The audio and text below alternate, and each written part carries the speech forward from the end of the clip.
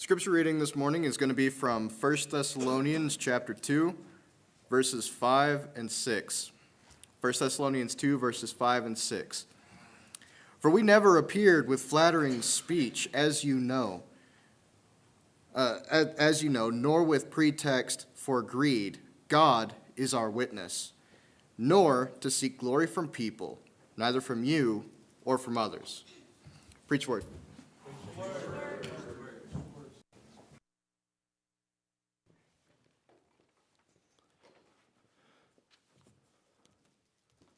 Good morning, Sunset Chapel. How are we all today?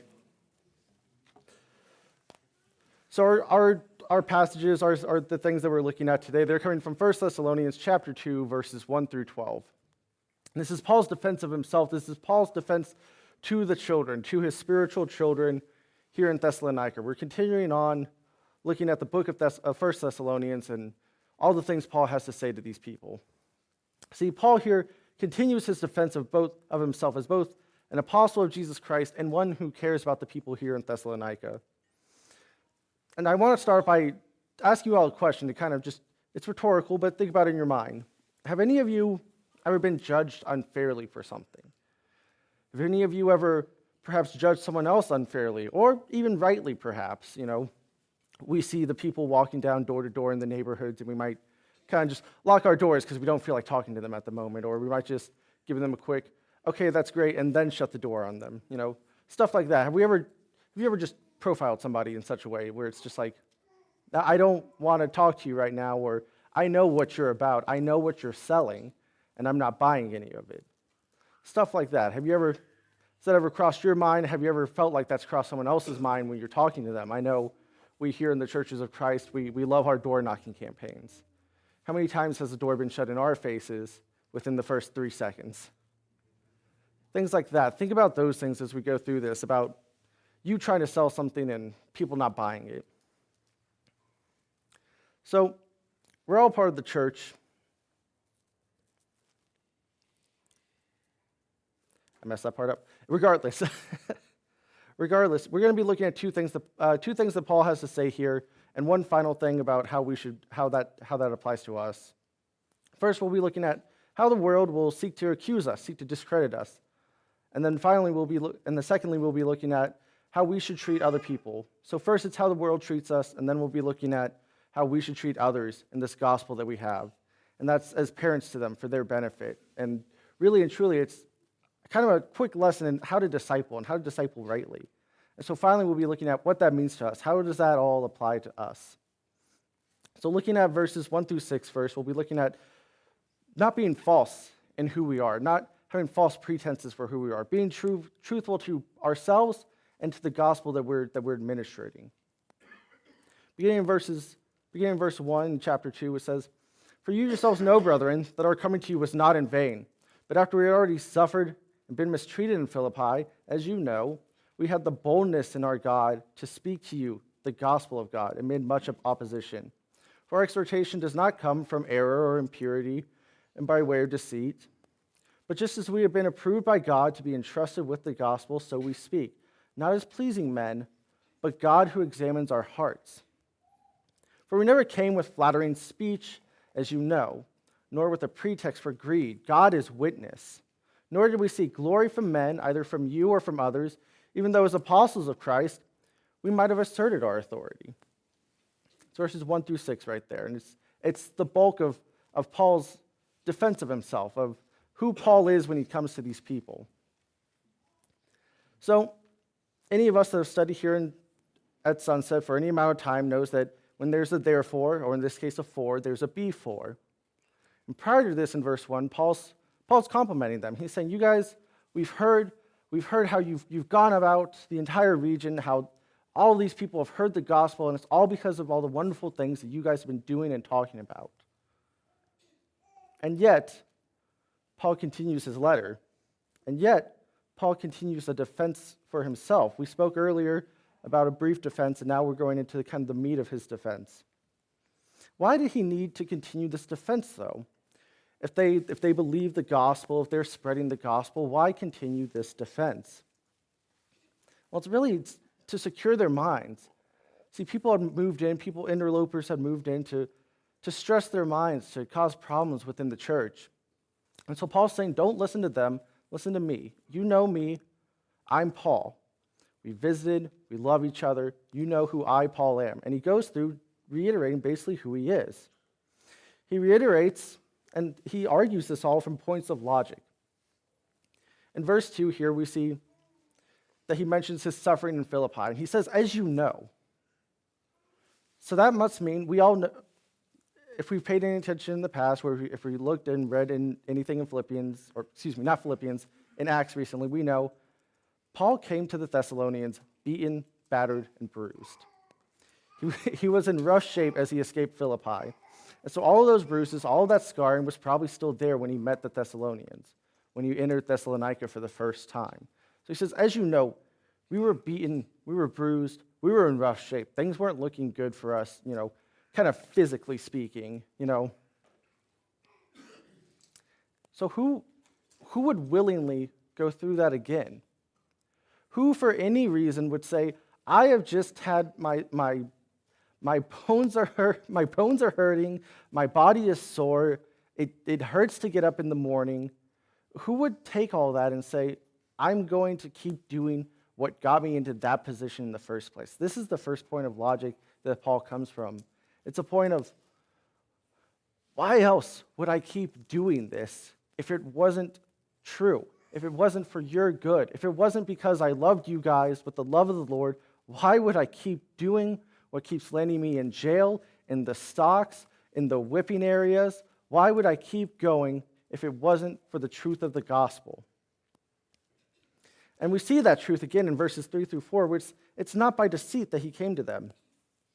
This is West Texas, so I assume we all have some idea of snake oil salesmen. It hasn't been a problem for about a century, but it's kind of that reputation we have here of people traveling and saying, I will sell you this. This is a miracle cure-all.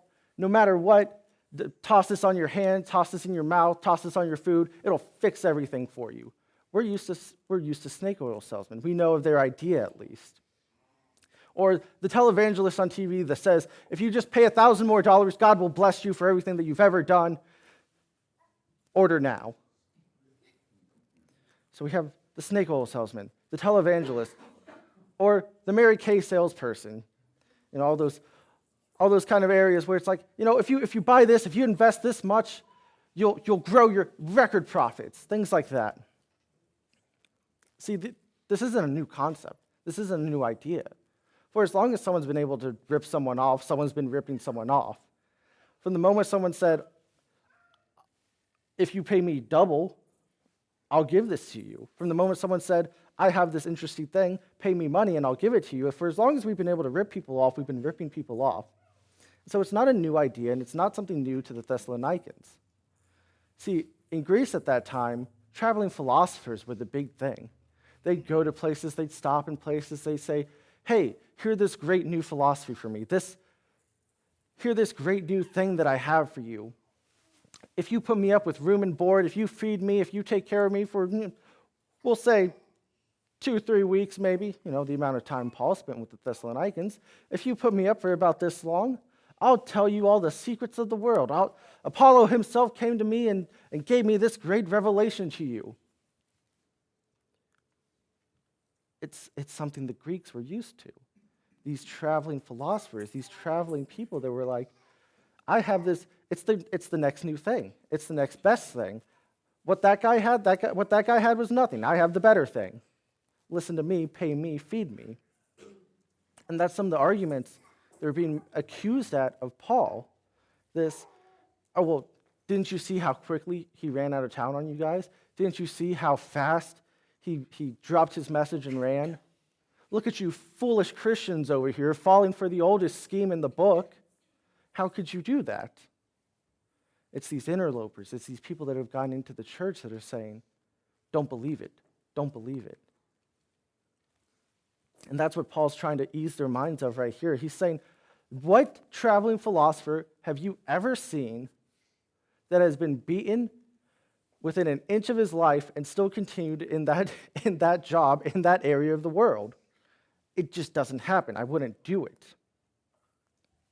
And see, later on in this verse 5, we see, for we never came with flattering speech, as you know, again, there's that phrase, nor with a pretext for greed. God is witness. See, Paul's over here giving his opening arguments, giving his testimony to them. And finally, in this judicious kind of area, he says, I call to the stand, I call as my witness. I want you all to see God approves of this. God approves of who I am. God approves of what I'm doing. God is witness that there was no deceit found in my heart when I was speaking to you guys.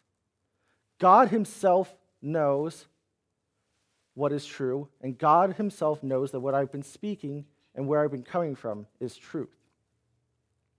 See, this is the highest witness he could call. This is the highest way of using God that he could call. It's the exact opposite of when we use God's name in vain. You know, we try to twist God's arm. We try to say God would like it if we do this sometimes.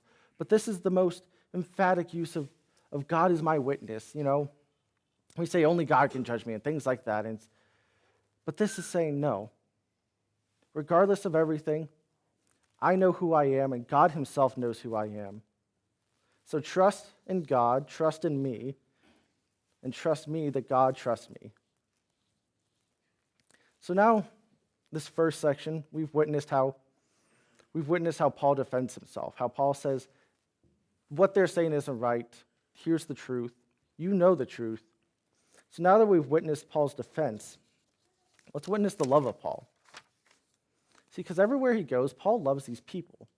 He develops relationships with these people, even the ones that might be second or third, kind of grandchildren and great-grandchildren in the faith to him. He loves them.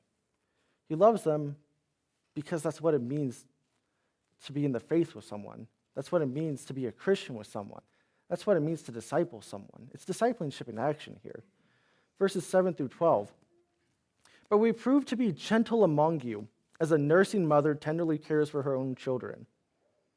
I know we have quite a few newborns in this area, so I know there's nursing mothers that understand this sentiment. As a nursing mother tenderly cares for her own children. Verse 8, having so fond an affection for you, we were well pleased to impart to you not only the gospel of God, but also our own lives, because you had become very dear to us. For you recall, brethren, our labor and hardship, how working night and day so as not to be a burden to any of you, we proclaim to you the gospel of God. You are witnesses, and so is God, how devoutly and uprightly and blamelessly we behave toward the believers.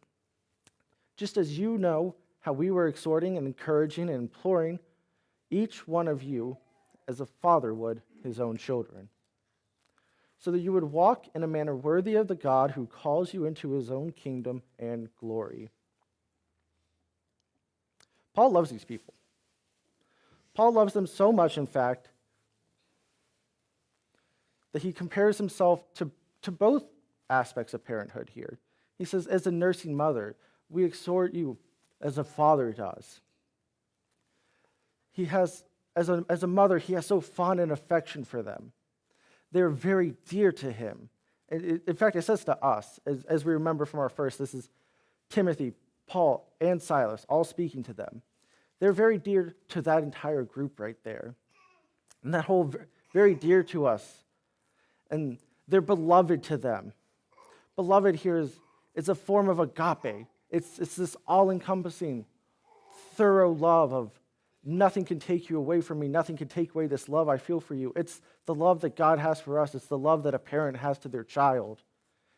It's a love that can't be broken. And so as a new mother holds their baby, my new mother's in the audience, what is it like to hold your baby? I see Kim over there. What is that like? It's beautiful, isn't it? This child of yours. And this is how Paul sees these people. This is how Paul loves these people. And this is still, don't be confused though, we're talking about mothers and fathers. This is still Paul's defense of himself. He's saying, you know how I love you. You know these things. This feeling of, I can't let anything bad happen to these people. I love them. I'm responsible for them. In verse 9 and 10, he says, going back to this whole traveling salesman, traveling philosopher thing, like I said, they'd be put up, they'd be fed, they'd be whatever, maybe paid a little bit, and then move on to the next place. He says, you recall, brethren, our labor and hardship, how working night and day is not to be a burden to any of you. We proclaim to you the gospel of God.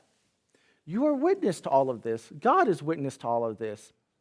We all recognize Paul is a tent maker, We've kind of co-opted that term to do a lot of different things with it. But Paul literally made tents.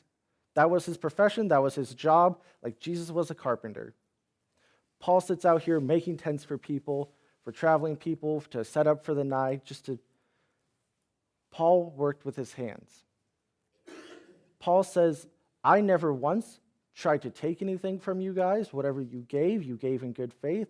I was out here working my fingers to the bone so that no one could say that I took anything from y'all, because that would have been wrong of me.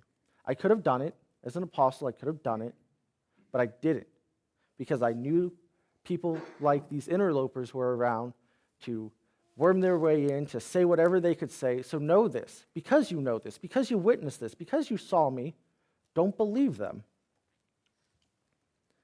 And getting back now into the whole parenthood of the thing, we see Paul not as a mother here, but as a father.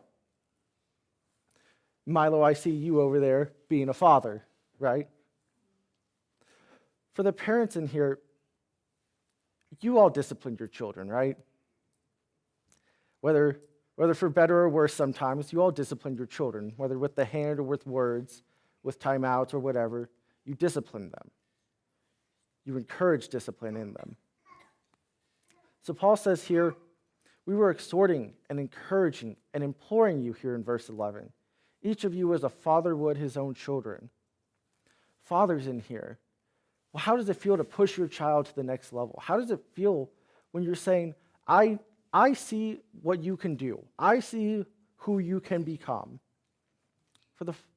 I say fathers in here. This applies to mothers too, of course. But how does it feel when you're pushing that child to that next level? When you say, I know you can do this. I know you have the ability within you to go beyond what you're doing right now, to go beyond what you're giving me right now. It comes from a very deep sense of knowing them. It comes from a very deep sense of loving them, right? You know who your child is. You love your child as they are, but you know that they can reach that next step. And that's what Paul's saying here. Exhorting, encouraging, imploring. I know that you all can know the gospel. I know that you all love the gospel. We know that you can spread the gospel. And that's how we treated you, as a father would. So that you would walk in a manner worthy of the God who calls you into his own kingdom and glory. I know that you can do these things. I know that you can love God. So love God as we have. He's working with them to edify them. He's working with them to stop that negativity being whispered into their minds. Parents in here, what do you do when someone whispers negativity into your child's mind? What do you do when someone says, why do you listen to your old man? Why do that? How does that hit you? This is what Paul's saying right now. We loved you guys. We exhorted you guys. We edified you guys. Don't let these people talk down to us. Don't let these people talk down to you. You know what's right. And if they know what's right, how does this apply to us now? See, Paul came to them in truth. Paul loved them as his children. What does that mean for us? How does this affect us? See, first I want us to point out that the world will seek to discredit you. The world sought to discredit Paul in making disciples. The world will seek to discredit you so long as you follow God, so long as you try to make disciples of God.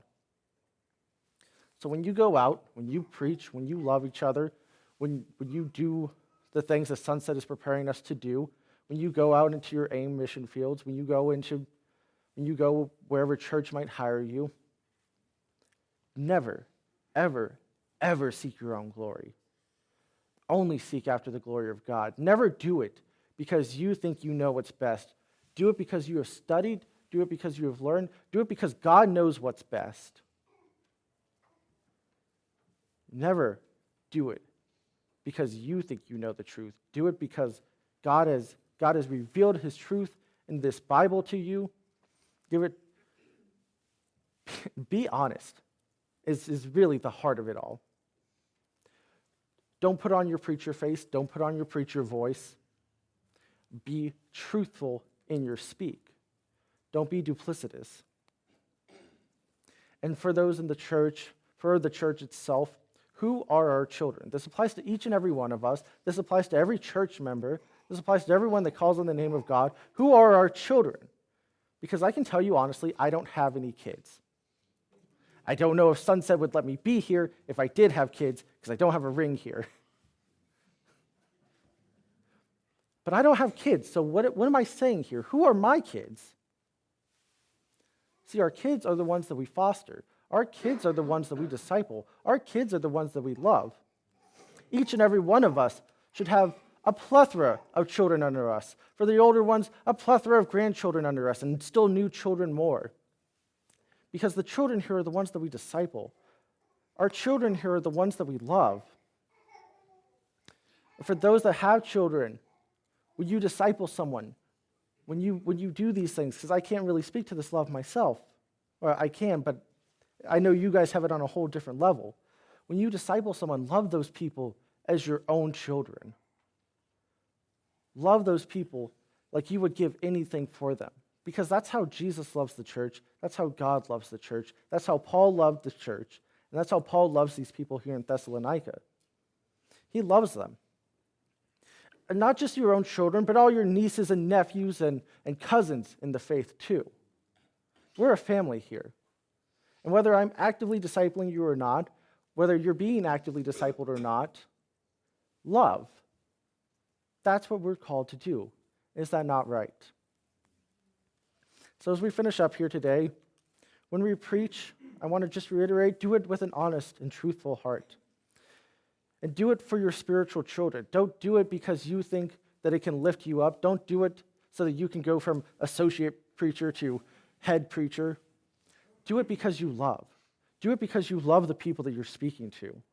Seek to make new children of God and keep them under your wing, guiding them as parents.